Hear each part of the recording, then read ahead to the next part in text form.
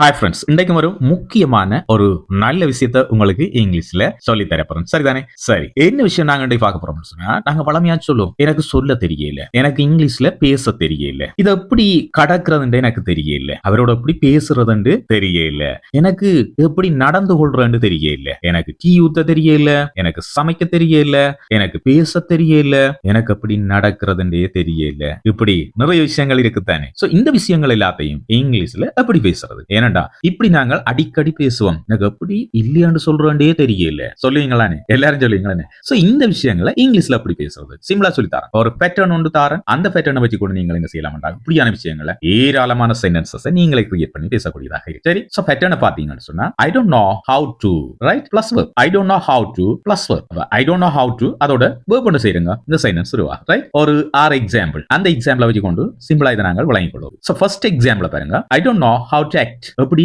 நடிப்பதென்று தெரியல, அல்லது எப்படி நடப்பதென்று தெரியல, நடப்பதென்றா நடந்து கொள்வதென்று தெரியல, சரி, எப்படி பிஹேவ் பண்றது தெரியல. சோ இரண்டாவது எக்ஸாம்பிள் பாருங்க. I don't know how to explain this. இது எப்படி விவரிக்கிறது எனக்கு தெரியல, இது எப்படி விளங்கப்படுத்துறது எனக்கு தெரியல. சரிதானே? சோ ஈஸியான. அடுத்த பாருங்க. I don't know how to start. எனக்கு எப்படி ஆரம்பிக்கிறதுன்னு தெரியல, ஏதாவது விஷயத்தை ஆரம்பிக்கணும், ஆனா எப்படி ஆரம்பிக்கிறது என்று தெரியாமல் இருக்கு. அந்த நேரங்கள்ல இப்படி நீங்கள் சொல்லலாம், I don't know how to start. Right. So next பாருங்க. I don't know how to response.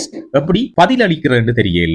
Right, எப்படி ரெஸ்பான்ஸ் பண்றான்னு தெரியல. I don't know how to response. Right. So அடுத்த சென்டென்ஸ் பாருங்க. I don't know how to use this. இத எப்படி பயன்படுத்துறேன்னு தெரியல. ஏதாவது புது கருவியா இருக்கலாம், புதிய ஒரு பொருளா இருக்கலாம், அதை எப்படி யூஸ் பண்றேன்னு உங்களுக்கு தெரியல. அந்த நேரம் இங்கிலீஷ்ல நீங்க எப்படி சொல்லுங்க, I don't know how to use this. இத எப்படி பயன்படுத்துறேன்னு எனக்கு தெரியல. அடுத்த last sentence. I don't know how to say no. இதான் முக்கியமான பிரச்சனை. எல்லா விஷயங்களுக்கும் உங்களுக்கு நோன்னு சொல்ல முடியாத, இல்லைன்னு சொல்ல முடியாத நிலைமை இருக்கும். அந்த நேரங்களை நாங்கள் சொல்லலாம், I don't know how to say no.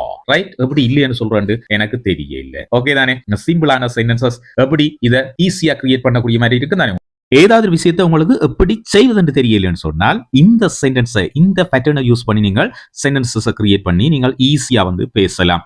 எனக்கு எப்படி சமைக்கிறேன்னு தெரியல, எனக்கு எப்படி டீ போடுறேன்னு தெரியல, எனக்கு எப்படி அவர்களோட பிஹேவ் பண்றேன்னு தெரியல, எனக்கு எப்படி ஒரு பஸ் பிடிக்கிறேன்னு தெரியல, எனக்கு அவர்களோட எப்படி சிங்களத்துல பேசுறதுன்னு தெரியல என்று சொல்றதுக்கு இந்த பேட்டர்னை நீங்கள் யூஸ் பண்ணி சிம்பிளா இந்த சென்டென்சஸ் நீங்கள் சொல்லலாம். ஓகே தானே?